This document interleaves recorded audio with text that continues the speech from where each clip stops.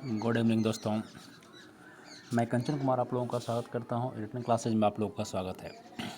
दोस्त, अभी मैं घर में हूं, आज गांव आया हूं कोई काम से, इसलिए मैं वीडियो छोड़ करके आप क्वेश्चन का सॉल्व कर रहा हूं। ठीक है, एक क्वेश्चन का वीडियो देखेंगे। ये बिहार दरोगा एसआई क्या सेट है, प्रैक्टिस सेट ही है, इसको ध्यान से आप लोग देखें। पहला क्वेश्चन देखिए, गौतम बुद्ध किसके समकालीन थे? गौतम बुद्ध की जानते हैं कि इनका जन्म 563 ईसा पूर्व में हुआ। कब हुआ? 563 ईसा पूर्व में हुआ। ठीक है, 563 ईसा पूर्व में हुआ, बीसी में हुआ। और इस समय मगध में आपका हर्यक वंश था। कौन था?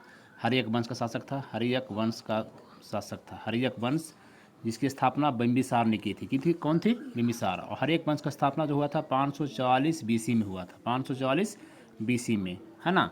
तो इसलिए आपका बिंबिसार, गौतम बुद्ध का समकालीन कौन हो गया? बिंबिसार हो गया। कौन हो गया? बिंबिसार। चंद्रगुप्त मौर्य और महापद्मनंद और समुद्रगुप्त को जानते हैं। महापद्मनंद जो है नंद वंश का संस्थापक था। समुद्रगुप्त गुप्त वंश का शासक है, जिसे भारत का नेपोलियन भी कहा जाता है। चंद्रगुप्त मौर्य जो कि आपका मौर्य वंश का संस्थापक है, 322 बीसी में स्थापना किया था। मौर्य वंश की स्थापना किया था। चंद्रगुप्त मौर्य के बारे में जानते हैं कहानी कि चाणक्य जो है इसको एक बच्चा को उठा करके ले गया था तक्षशिला विश्वविद्यालय, वहीं पर शिक्षा देने का काम किया। और इस साधारण से बच्चा को, जो कि खरीदा हुआ बच्चा था, उसको आपको मगध का मौर्य वंश का संस्थापक बनाया। ठीक है, तो इस तरह से आप देखें, पहला क्वेश्चन आपका हो गया। दूसरा क्वेश्चन देखें, सेकेंड नंबर क्वेश्चन, पत्थरों में तराशी विश्व की विशालतम बुद्ध प्रतिमा जिसे तालिबान ने वर्ष 2021 में नष्ट कर दिया, वो अफगानिस्तान में अवस्थित है। कहाँ था? तो ये आपका बुद्ध की मूर्ति थी, बहुत बड़ी मूर्ति थी वहाँ पर अफगानिस्तान के बमियान में। कहाँ पर था? बमियान में था। इसको आपको वहाँ के तालिबानी ने इसको नष्ट कर दिया। ठीक है, चलिए नेक्स्ट क्वेश्चन, तीसरा। वैदिक धर्म, वैदिक ग्रंथों के प्रसिद्ध भाष्यकार सायन निम्नलिखित से किस काल में सक्रिय थे? तीसरा नंबर क्वेश्चन देखेंगे आप लोग। वैदिक ग्रंथ, जितने ग्रंथ बताए हैं, पढ़ाए हैं हम लोग अभी तक, है ना, वेद, ब्राह्मण, आरण्यक, उपनिषद वगैरह। तो उसमें भाष्यकार, मान लो भाष्यकार क्या होता है? भाष्यकार सबको समझे पहले। भाष्यकार होता है टिप्पणी करने वाला, टीकाकार करने वाला, उसका नकल करके लिखने वाला। तो सायन एक लेखक थे, सायनाचार्य भी कहा जाता है इनको। 21 काल के थे कहा जा रहा है ना। तो ये आपका चोल साम्राज्य के थे। कौन थे? चोल राज के थे, क्योंकि चोल राज में ये सेनापति भी रह चुके हैं और अमात्य भी रह चुके हैं। कौन? सायनाचार्य। इन्होंने ही वेदों पर टीकाकरण किया, भाष्यकरण किया, भाष्य लिखा। ठीक है, तीसरा क्वेश्चन। ठीक है, चलिए नेक्स्ट देखिए। गुप्त काल जब पढ़ाएंगे लंबा हो जाएगा, इसलिए गुप्त काल के बताएंगे। गुप्त काल का स्थापना श्रीगुप्त ने की थी।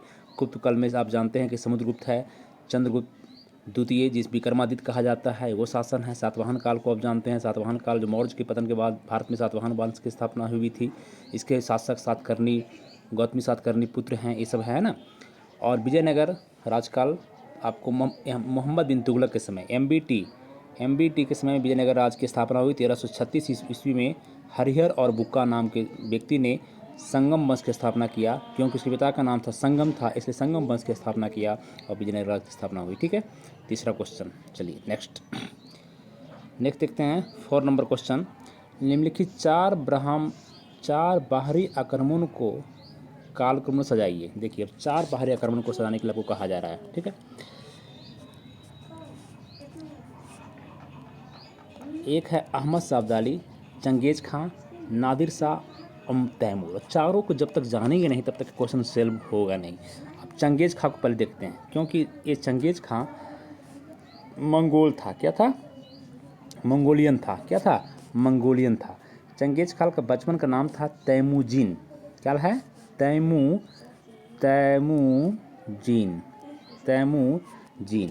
चंगेज खां बचपन नाम तैमूजून। चंगेज खां जो है आपको इल्तुतमिश के समय शासन, इल्तुतमिश का शासनकाल जो चल रहा था 1211 से 36 तक, 1211 से 36 तक इसका शासनकाल था। इस पीरियड में आपका ये जो है आक्रमण किया था चंगेज खां। ठीक है, तो ये चंगेज खां कब आक्रमण किया? आपको मान के चलिए 1240 के आसपास, है ना। चंगेज खां एक देख लिए, याद रखेंगे 1240 के आसपास। ठीक है, इल्तुतमिश के समय में गुलाम वंश का शासक इल्तुतमिश के समय। अब तैमूरलंग की कहानी देखिए। तैमूरलंग जो था, तैमूरलंग चंगेज खां का तैमूरलंग भारत में आक्रमण किया। इसमें तुगलक वंश का अंतिम शासक नासिरुद्दीन महमूद, कौन है? नासिरुद्दीन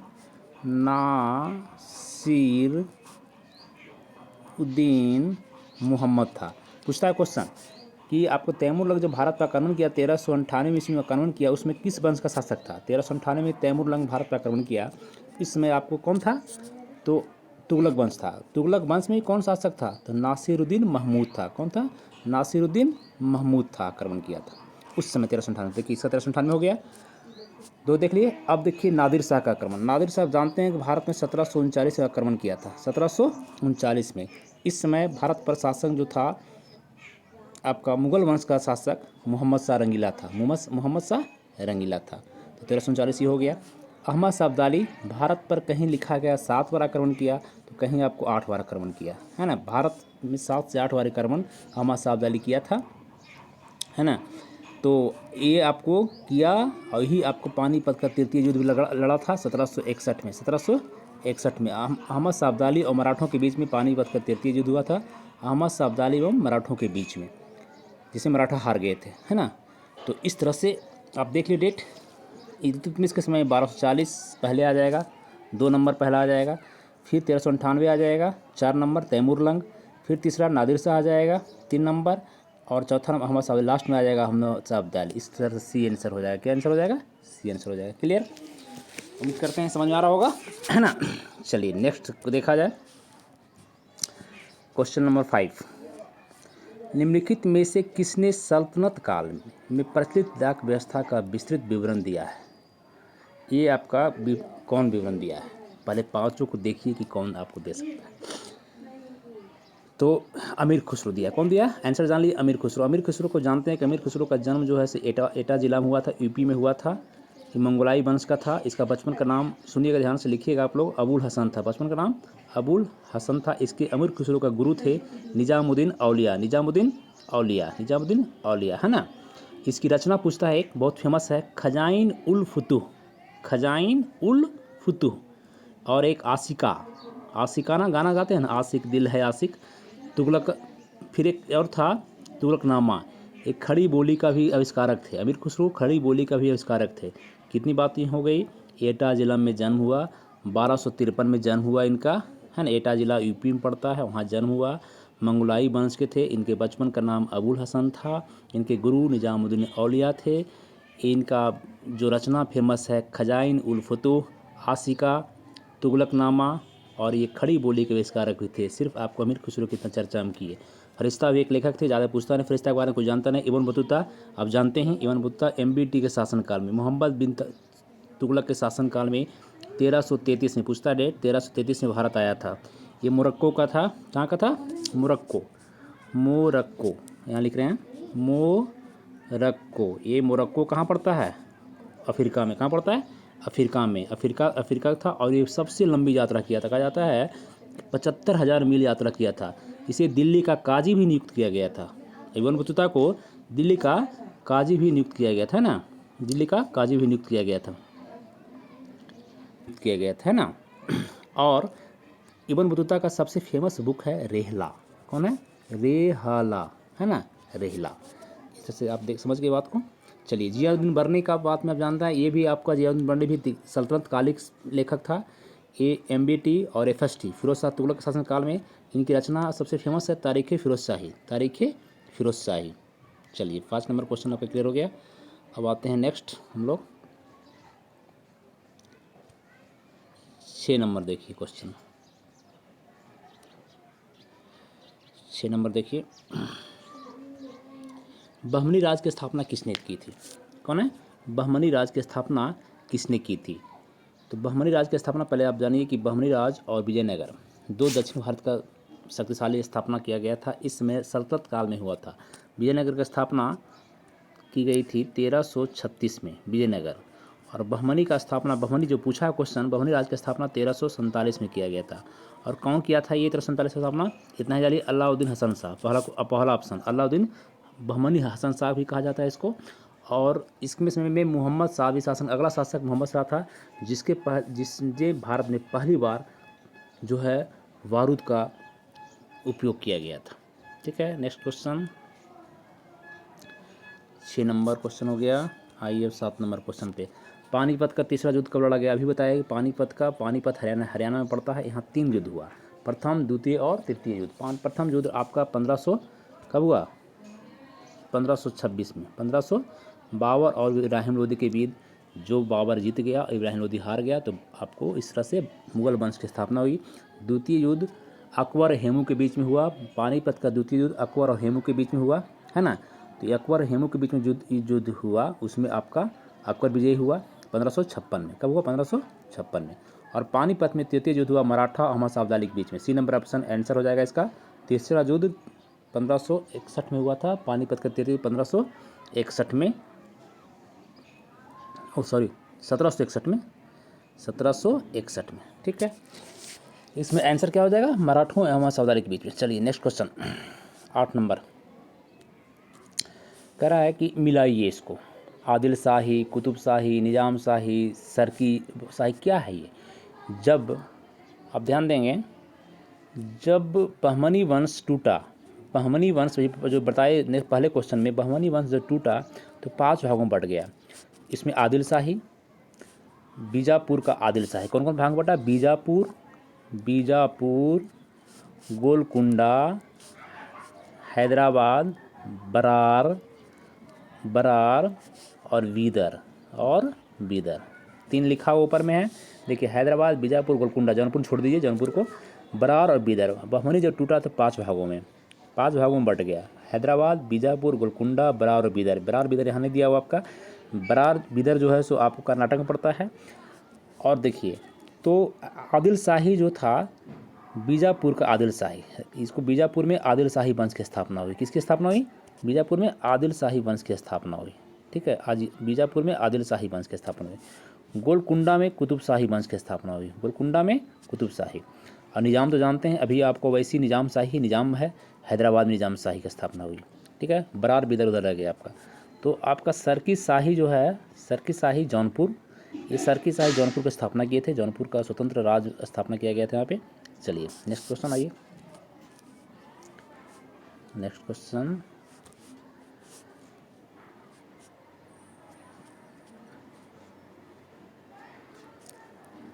9 नंबर है ना।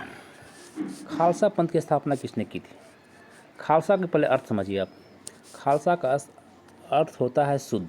क्या होता है? शुद्ध होता है ना। शुद्ध मतलब स्वच्छ। तो खालसा पंथ की स्थापना करने वाला गुरु गोविंद सिंह थे। कौन थे? दल खालसा की स्थापना 1699 में गुरु गोविंद सिंह किए थे। आपको सिख धर्म को पढ़ा चुके हैं, आप एडुकेशन क्लासेस में जाएंगे, वहाँ पर लिस्ट में देखेंगे सिख धर्म पढ़ाया चुका है। गुरु नानक से लेकर 10वें गुरु, फिर उसके बाद बंदा बहादुर, रंजीत सिंह, सारे सिख धर्म का चैप्टर क्लास हो चुका है। ऐसे आप देख लीजिए, गुरु अर्जुन देव के बात अगर पूछा जाएगा तो अर्जुन देव में आप आदि ग्रंथ की रचना रखेंगे। गुरु गोविंद सिंह का जन्म पटना में हुआ, 1666 में पटना में हुआ था। 1699 में ये आपको दल खालसा का स्थापना किए थे। गुरु नानक में लंगर व्यवस्था की शुरुआत सिर्फ किए थे गुरु नानक जी। गुरु तेग बहादुर 9वें गुरु थे, जिसकी औरंगजेब ने हत्या करा दी थी। ये क्वेश्चन करता है। चलिए नेक्स्ट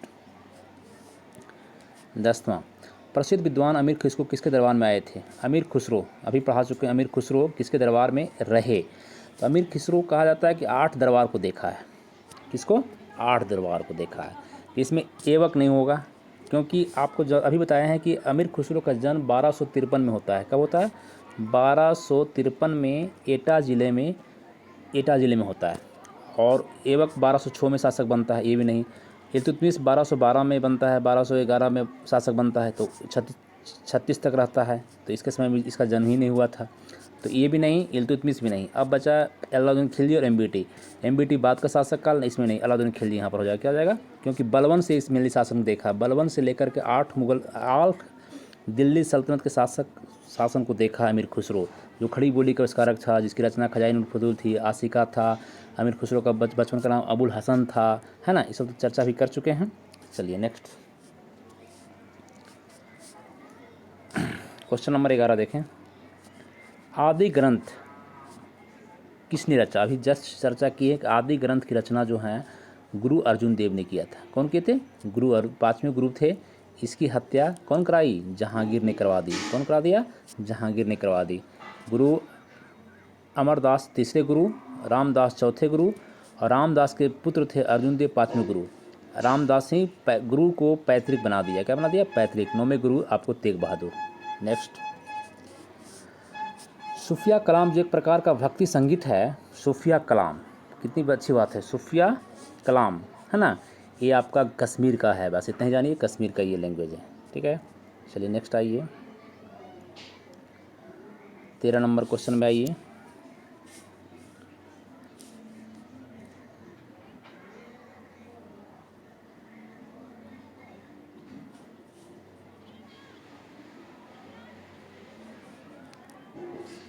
बंगाल और बिहार में अस्थाई बंदोबस्त प्रारंभ किया। अब देखिए, बंगाल बिहार में अस्थाई बंदोबस्त 1793 में प्रारंभ किया गया। कब किया गया? 1793 में लॉर्ड कॉर्नवालिस किया था। कौन किया था? Lord Cornwallis. पहला आंसर हो जाएगा, लॉर्ड कॉर्नवालिस किया था अस्थाई बंदोबस्त। अस्थाई बंदोबस्त था क्या?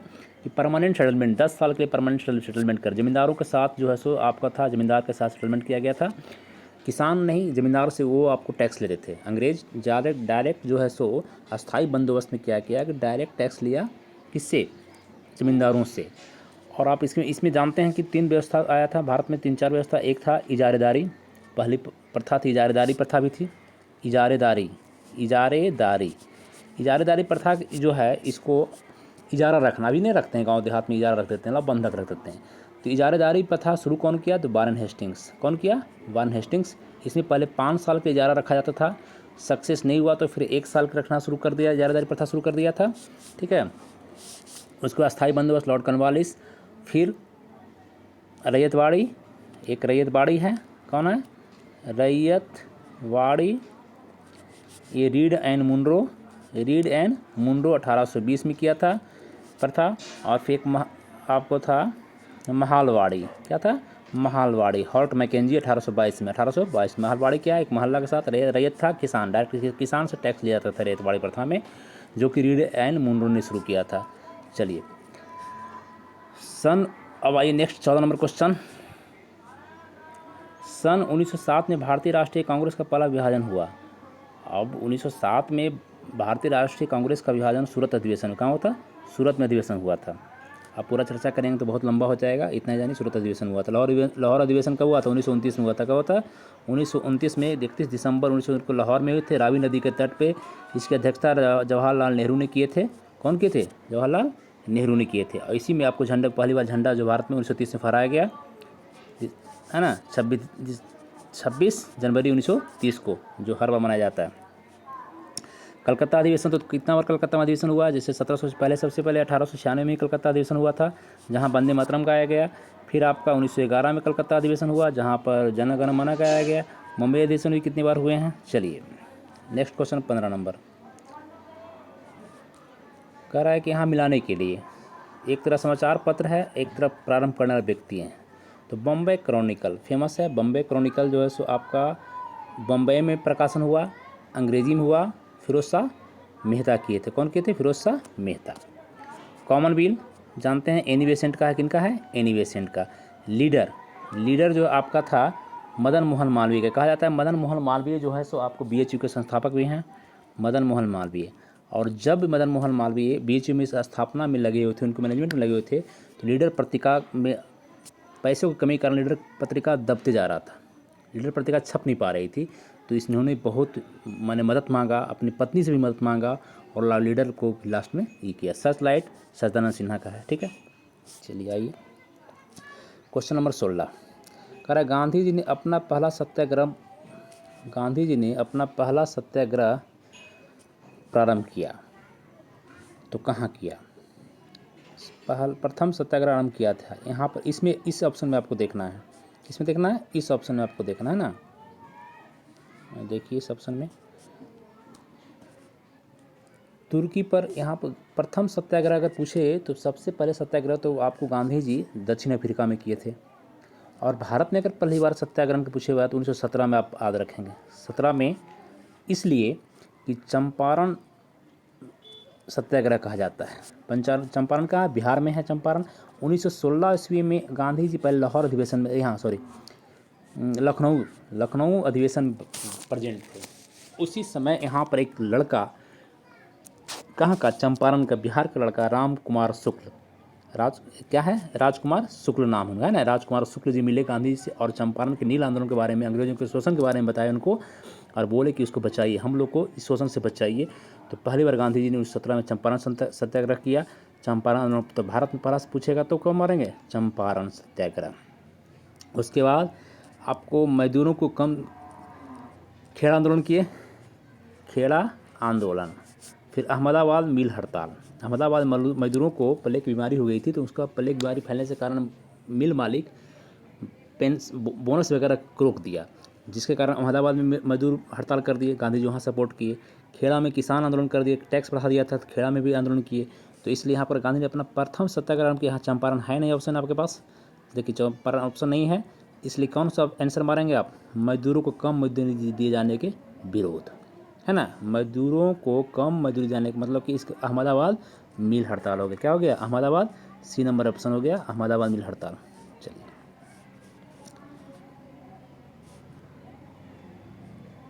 अब देखिए क्वेश्चन नंबर 17 यहाँ पर है, कट गया उधर, देख लीजिए, ध्यान दीजिएगा। 17 में है स्वराज पार्टी को स्थापित किया था।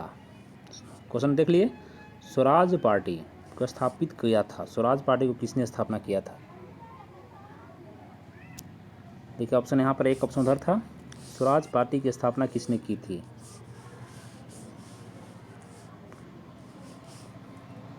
जानते हैं आपकी स्वराज पार्टी 1923 में स्थापना किया गया था। CR दास, जिनका पूरा नाम था चित्तरंजन दास एवं मोतीलाल नेहरू ने किया था। कौन किया था, सी नंबर ऑप्शन, चित्तरंजन दास एवं मोतीलाल नेहरू ने किया था।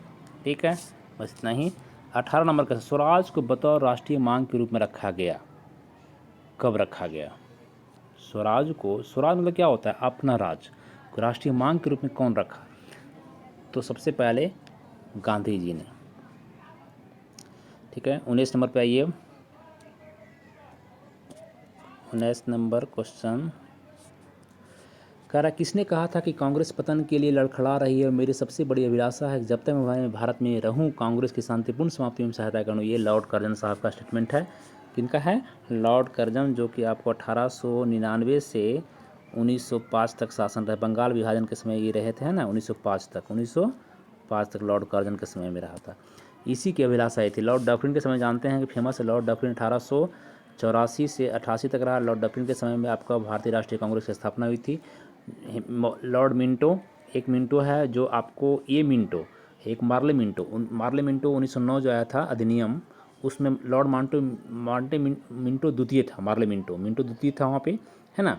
उसकी फुट डालो और राज को नीति थी। ये मिंटो जो था आपको 1809 में, कब, 1809 में रंजीत सिंह से एक साथ जो अमृतसर की संधि हुई, क्या हुई थी, अमृतसर, पंजाब में पड़ता है, अमृतसर की संधि हुई थी, उस समय ये लॉर्ड मिंटो था, है ना।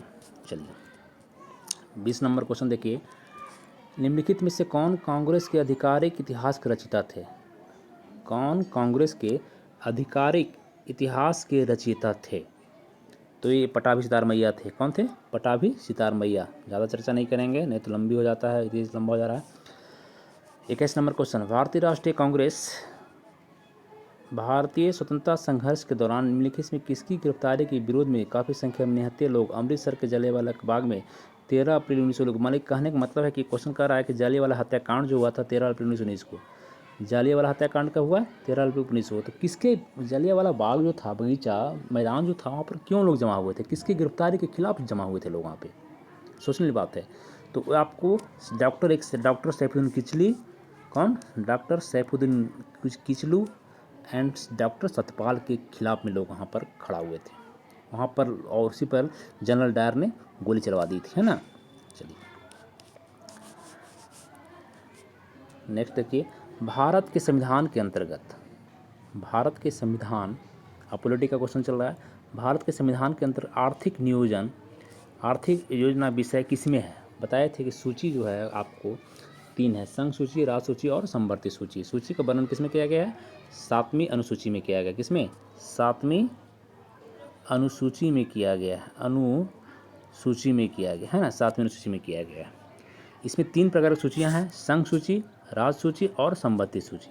तो संघ इसके क्लियर आपको है कि संघ में संघ केंद्र सरकार बनाएगा, राज्य में राज्य सरकार बनाता है, और संवर्ती में दोनों बनाता है, लेकिन केंद्र ही प्रभावी होता है। तो आर्थिक योजना जो है आपका संवर्ती सूची का विषय है। किसका है? संवर्ती सूची का विषय। जिसे पूछेगा शिक्षा, वन किसका है? तो संवर्ती सूची का है ना। परिवार नियोजन किसका है? संवर्ती सूची का है। पुलिस राज्य सूची का है ना।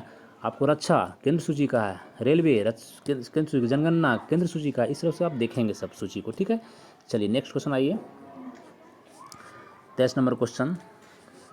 कल्याणकारी राज की संकल्पना, कल्याणकारी राज कितना बार चर्चा करिए। राज का दायित्व होता है कि कल्याणकारी बने, जनता के कल्याण करे, कि संकल्पना का समावेश भारत के संविधान में कहाँ पर होगा। राज को नीति निर्देशक तत्व में ही कहा गया है 36 से 51, आर्टिकल 36 से 51। भाग पढ़ा रहे हैं अभी हम, भाग 4। भाग 3 में मौलिक अधिकार है। भाग 1 पढ़ा चुके हैं, संघ एवं राज्य है, उनका राज्य क्षेत्र है, पढ़ा चुके हैं। भाग 2 में आपको नागरिकता है। भाग 3 में क्या बताए हैं? भाग 3 मौलिक अधिकार है। भाग 4 में नीति निर्देशक तत्व है। 5 में संघ है, 6ठा में राज्य है। इस तरह चर्चा हुई है। तो कल्याणकारी राज्य की संकल्पना का समावेश भारत के संविधान में कहाँ पर है? तो राज्य के नीति निर्देशक तत्व में है। कहाँ पे? राज्य के। और चौथी अनुसूची आप जानते हैं, अनुसूची कितने हैं? पहले कितने थे? 8, फिर कितने हो गए? 12। अनुसूची की बात आप सब जानते हैं, है ना। मौलिक अधिकार प्रस्तावना क्या है? पढ़ा चुके हैं सब, देखिए। अब आइए नेक्स्ट। निम्नलिखित में से कौन सा मौलिक अधिकार नहीं है? कौन सा मौलिक अधिकार नहीं है? समानता का अधिकार है भाई, 14 से 18 तक। आर्टिकल 14 से लेकर के 18 तक समानता। समान कब तक मिलेगा मॉल में जी? मॉल में समान 14 से 18 तारीख तक मिलेगा समानता का। समान कब मिलेगा? 18 है ना। स्वतंत्रता का अधिकार 19 से 22 तक। 19 भाई स्वतंत्र हो गए, ठीक है। 19 भाई हो गए, 22 भाई स्वतंत्र हो गए, है ना। चलिए अब आइए, ऑप्शन आपका यहाँ पर है संपत्ति का अधिकार, धर्म का अधिकार। धर्म तो ये आप जानते हैं, धर्म भी आपका है 25 से लेकर के, यहाँ देखिए डी नंबर ऑप्शन, धर्म का अगर 25 से लेकर 28 तक है। धर्म की पर्ची उठाओ, ठीक बताए थे ना। धर्म की पर्ची 25 उठाओ, मैंने 28, 25 उठाओ। संपत्ति का अधिकार मौलिक अधिकार नहीं रहा। बार बार हम बता रहे हैं संपत्ति का अधिकार पहले आपका 19F में था, 19F में और 31 में था, दोनों डिलीट कर दिया गया यहाँ से हटा करके। पहले 7 मौलिक अधिकार थे, 7 थे, कितने थे? 7 थे। तो 7 थे मौलिक अधिकार में, अब कितने रह गए? 6 मौलिक अधिकार रह गए। कितने? तो 7वां मौलिक अधिकार संपत्ति का अधिकार था, इसको हटा करके कानूनी अधिकार कर दिया गया और आर्टिकल 300 क में डाल दिया गया। क्या कर दिया? कानूनी अधिकार के रूप में संपत्ति के अधिकार को रख दिया गया, ठीक है। चलिए अब आइए, भारत के उपराष्ट्रपति निर्वाचित होते हैं। पहले राष्ट्रपति का निर्वाचन देखिए आप। राष्ट्रपति का निर्वाचन कैसे होता है? संसद लोकसभा, राज्यसभा, ठीक है, एवं विभिन्न राज्यों की, सभी राज्यों की विधानसभा के निर्वाचित सदस्य भाग लेते हैं वहाँ पे। निर्वाचित, मनोनीत नहीं। और यहाँ क्या, भारत के उपराष्ट्रपति निर्वाचित होते हैं तो सिर्फ इसमें लोकसभा और राज्यसभा। कौन भाग लेता है? लोकसभा एवं राज्यसभा, संसद दोनों सदनों के सदस्य द्वारा, है ना। निर्वाचन मतलब नहीं। चलिए ये दोनों सदन हो गया। 6ठा, निम्नलिखित में से किस एक की संस्तुति के आधार पर मूल कर्तव्यों से संबंधित प्रावधानों को भारत का संविधान जोड़ा? अब देखिए फेमस क्वेश्चन है। मूल कर्तव्य जोड़ा गया किसके? स्वर्ण सिंह समिति के आधार पर मौलिक कर्तव्य जोड़ा गया। पहले प्रारंभ में 10 मौलिक कर्तव्य थे। 42वां संविधान संशोधन 1976 के तहत जो है सो आपको 10 मौलिक कर्तव्य जोड़ा गया। 1976 में 42वां संविधान संशोधन 10 मौलिक कर्तव्य जोड़ा गया। फिर आपको बताए थे कि 86वां संविधान संशोधन 86वां संविधान संशोधन के तहत एक मौलिक कर्तव्य और जोड़ दिया गया। तो अब मौलिक कर्तव्य कितने हो गए? 11 हो गए। बलवंत राय मेहता समिति जानते हैं, ये आपका पंचायती राज से है। बलवंत राय मेहता समिति का गठन 1957 में हुआ था। कब हुआ था? 1957 में हुआ था। ये 3 स्तरीय है, ग्राम पंचायत, पंचायत समिति और जिला परिषद। फिर आपका अशोक मेहता समिति अगर पूछेगा आपसे तो पंचायत से ही है, 77 द्विस्तरीय था ये। आयंगर समिति क्या है? आयंगर समिति आपका आयंगर समिति पूछेगा ना, ये गोपाल स्वामी अयंगर थे। कौन थे? गोपाल स्वामी अयंगर। यही अयंगर साहब जो थे इन्हीं का देन है। अगर ध्यान से देखा जाए तो ये अयंगर साहब का ही देन है। धारा 370, जम्मू कश्मीर में जवाहरलाल नेहरू के चमचा थे, कह सकते हैं जवाहरलाल नेहरू के खास व्यक्ति थे। और ये जम्मू कश्मीर को विशेष दर्जा देने का काम किया जो मोदी समाप्त किया। 1937 में एंगर को जम्मू कश्मीर का 1937 में एंगर को जम्मू कश्मीर का प्रधानमंत्री बनाया गया था। पहले पीएम होता था, पीएम बनाया गया था ना। जम्मू कश्मीर के मामला को ईएन में ले जाने वाला भी एंगर साहब ही थे, है ना। तो इस तरह से एंगर साहब को भूलेंगे नहीं। ये कहिए कि नेहरू का चमचा 370 लागू करने वाला, जम्मू कश्मीर को जो है सो आपको झोंक देने वाला, विश्व स्तरीय पर ईएन में झोंक देने वाला यही व्यक्ति था, इसलिए इसको बता दिए आपको। स्वर्ण सिंह समिति की चर्चा कर दी, मौलिक कर्तव्य के बारे में, 42वां संविधान संशोधन ये हो गया। ठक्कर आयोग को आप जानते हैं, ठक्कर आयोग जो है सो इंदिरा गांधी की हत्या जो जाँच करने के लिए हत्याकांड में आपको इसको बैठाया गया, ठीक है। चलिए नेक्स्ट, भारत में केंद्र राज्य संबंध प्रभावित होते हैं। भारत में केंद्र राज्य संबंध प्रभावित होते हैं संविधान के प्रावधानों से, नियोजन प्रक्रिया से, राजनीतिक हितों का अंतर्विरोध से, हुक्म चलाने की इच्छा से, किससे बताइए।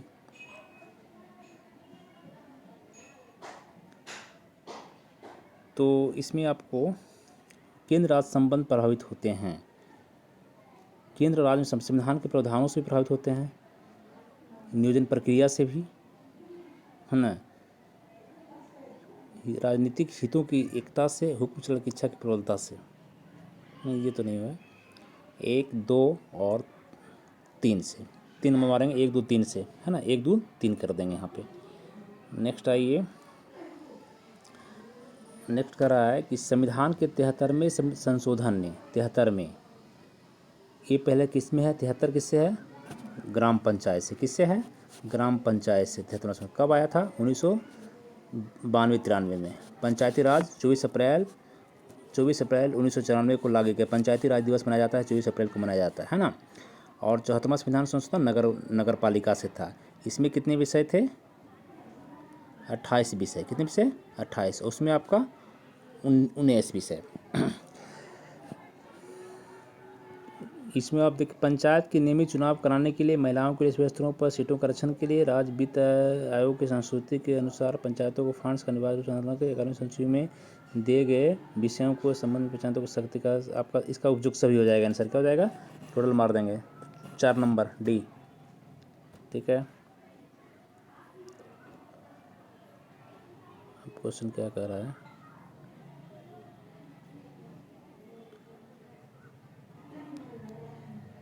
ये आर्टिकल मिलाना है संविधान का। देखिए यहाँ पर क्वेश्चन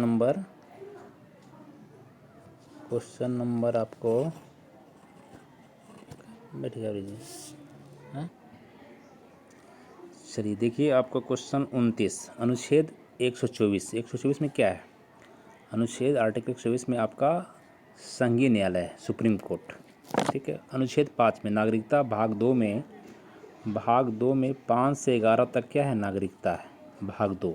तो अनुच्छेद 5 क्या होगा, नागरिकता हो जाएगा, 4 नंबर। तो 3, 1 का 3 हो गया, 1 का 3, 2 का 4, ठीक। 352 में क्या है, आपातकाल। आपातकाल भारत में कितने लगते हैं, 3 प्रकार के, 352, 356, 360। ये राष्ट्रीय आपातकाल है 352, ये राष्ट्रीय शासन हो गया राज्यों में। 360 हुई वित्तीय आपातकाल, जो भारत में अभी तक नहीं लगा है। राष्ट्रीय आपातकाल 3 बार लगा है। राष्ट्रपति शासन सबसे पहले पंजाब में पेप्सू में लगा था, पंजाब के पेप्सू में लगा था राष्ट्रपति शासन पहली बार भारत में। और एक राष्ट्रीय शासन में 365 लगातार पूछ रहा है, 365 भी राष्ट्रपति शासन से रिलेटेड अनुच्छेद है, ध्यान रखेंगे इस चीज़ को, पूछा हुआ क्वेश्चन, दरोगा में पूछा हुआ क्वेश्चन है ना। तो 352 हो गया। तो 3, 1 का बताया हम, 3, 4, और इसका हो गया आकस्मिक प्रावधान 1, मतलब D number option, D answer. 245 किससे है, विधायी शक्तियों का वितरण से है, केंद्र और राज्य के विधायी शक्तियों का वितरण से है। चलिए नेक्स्ट क्वेश्चन आइए, निम्नलिखित में किस एक की सिफारिश के आधार पर संघ और राज्यों के बीच वित्तीय वितरण होता है। इजी क्वेश्चन है ना।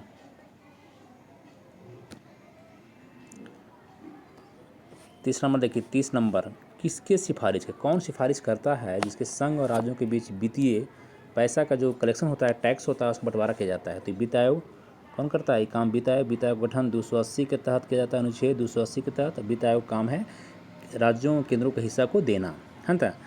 योजना आयोग 15 मार्च 1950 को गठन किया गया था, जो अब खत्म हो गया। इसकी जगह पर क्या आ गया, नीति आयोग आ गया। सरकारी आयोग क्या है, राज्य का राज्यपाल से रिलेटेड है ना। 31 नंबर क्वेश्चन देखिए, 2011 की जनगणना से सबसे अधिक निरक्षरता वाला राज्य कौन है। सबसे नीचे बिहार ही है। 32 में आइए, वर्ष 2011 की जनगणना के अनुसार भारत शहरी जनसंख्या कुल जनसंख्या कितना बड़ा, क्वेश्चन छोड़िए इसको। 33 नंबर क्वेश्चन, 2011 की जनगणना के अनुसार लिंगानुपात कितना है। हाँ, ये भी चलेगा जब तक जनगणना नहीं हो रहा है। 2011 की जनगणना के अनुसार लिंगानुपात 943 है। कितना लिंगानुपात है, 943 है। घनत्व कितना है, 382। साक्षरता कितना है, 74.04% है ना। ये सब जानना जरूरी है, ठीक है। चलिए, यह बंधाकरण के लिए जो जनसंख्या निधि, इस क्वेश्चन को पढ़ लीजिएगा।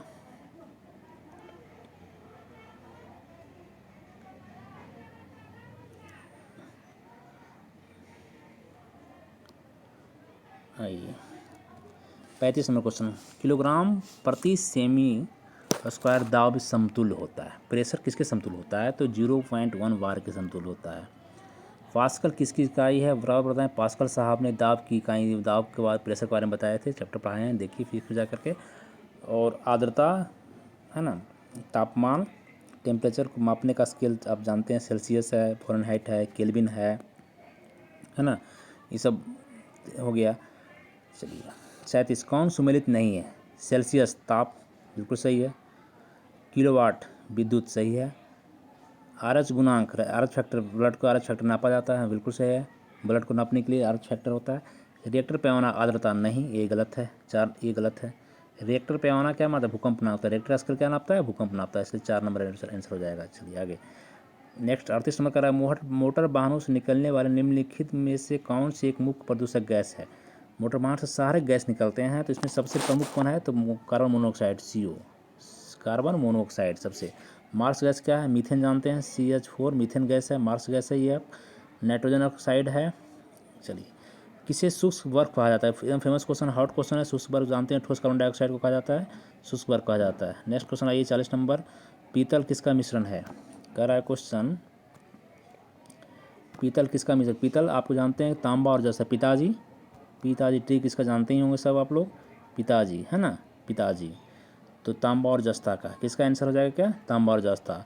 एल्युमिनियम और तांबा ये क्या बनाता है, तांबा 90%, एल्युमिनियम 10% मिलाकर के रोल गोल्ड सोना बनता है। सबसे सस्ता सोना रोल गोल्ड जो पहनते हैं महिलाएं, शायद धज के आती है शादी विवाह में, ये रोल गोल्ड ही पहनती है, सब सोना नहीं पहनती है। एल्युमिनियम और तांबा का है रोल गोल्ड।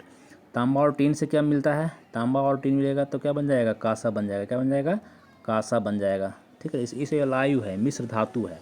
तांबा और जस्ता क्या हो गया, पिताजी हो गया।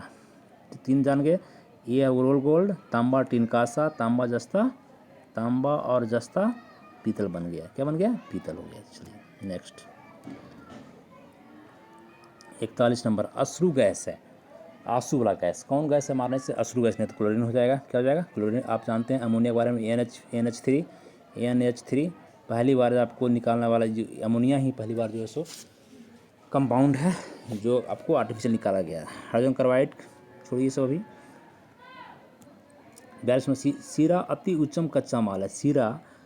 सीरा अति उत्तम कच्चा माल है एसिटिक एसिड का। किसका, एसिटिक एसिड का। एंजाइम, 43 नंबर क्वेश्चन देखिएगा, एंजाइम क्या है।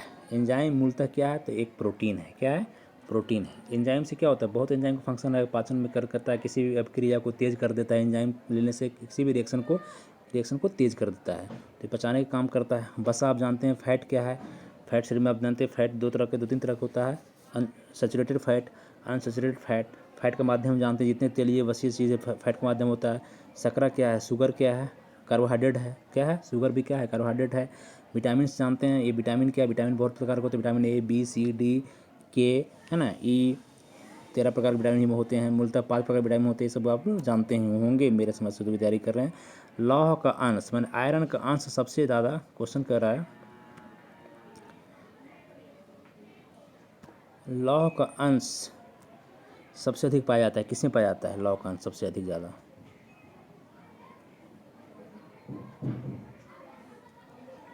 आयरन सबसे ज़्यादा किसमें ज़्यादा पाया जाएगा, किसमें, हरी सब्जी में। किसमें होगा सबसे ज़्यादा?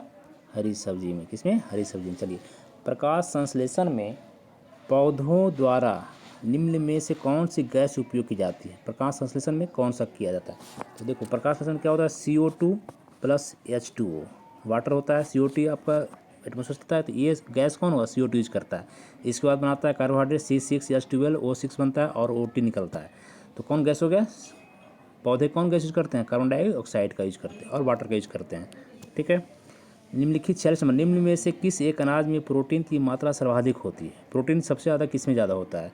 ये जो ऑप्शन दिया है उसमें सबसे ज़्यादा प्रोटीन तो हर चीज़ में, इसमें सब में है, सबसे ज़्यादा किस में? सोयाबीन में। किस में? सोयाबीन में, यहाँ पर इस ऑप्शन में। 47 नंबर क्वेश्चन देखिए, उड़ाका पक्षियों में सबसे ऊंचे कद वाला कौन है? उड़ाका पक्षी, उड़ने वाला पक्षियों में सबसे ऊंचा कद वाला कौन है? तो आपका यहाँ पर सबसे शुतुरमुर्ग है। कौन है? शुतुरमुर्ग है। चलिए आइए, निम्न में से किसमें विटामिन सी की मात्रा सर्वाधिक होती है? 48 नंबर क्वेश्चन कर रहा है, निम्न में से किसमें विटामिन सी की मात्रा सबसे ज़्यादा है? तो सबसे ज़्यादा विटामिन सी की मात्रा किसमें है? संतरा में। यहाँ पे आम में, गाजर में, सब में विटामिन सी है, लेकिन सबसे ज़्यादा संतरा में। पोलियो का विषाणु, नेक्स्ट क्वेश्चन कर रहा है 29 नंबर, कि पोलियो का विषाणु शरीर में कैसे प्रवेश करता है? देखिए, पोलियो एक ऐसी बीमारी होती है जो आपको नर्वस सिस्टम को ख़राब कर देता है। किसको करता है? नर्वस सिस्टम को, है ना, नर्व को, नस को ख़राब कर देता है। तो कुत्ता काटने से तो होगा नहीं, कुत्ता काटने से रेबीज होता है। क्या होता है? रेबीज, रेबीज, है ना, कुत्ता काटने से। मच्छर के काटने से क्या होता है? मच्छर के काटने से आपको जानते हैं कि मलेरिया होता है, मादा एनाफिलीज काटने से होता है। और दूषित भोजन और जल के द्वारा, कह रहा है दूषित भोजन और जल के द्वारा ही आपका पोलियो का विषाणु शरीर में घुसता है। भोजन गंदा है उसको करिएगा तो पोलियो, आपको वायरस उसके साथ जा सकता है, वाटर के साथ जा सकता है। तो पोलियो का विषाणु शरीर में प्रवेश कैसे करता है? दूषित भोजन एवं जल के द्वारा प्रवेश करता है। ठीक, लास्ट क्वेश्चन अभी देखें, 50 नंबर क्वेश्चन देखें आप। ठीक है, 50 नंबर क्वेश्चन को देखिए, विश्व का पहला परमाणु बिजली घर कहाँ स्थापित किया गया था? विश्व का पहला परमाणु बिजली घर कहाँ स्थापित किया गया था? तो आपको रूस में किया गया था। कहाँ किया गया था? रूस में किया गया था। ठीक है, इस तरह से आपका अभी 50 क्वेश्चन हम देखे हैं, लगभग 42-43 मिनट हो चुका है। नेक्स्ट 100 क्वेश्चन का सेट है, नेक्स्ट अगली बार देखा जाएगा, लंबा हो जाएगा। ठीक है, थैंक यू।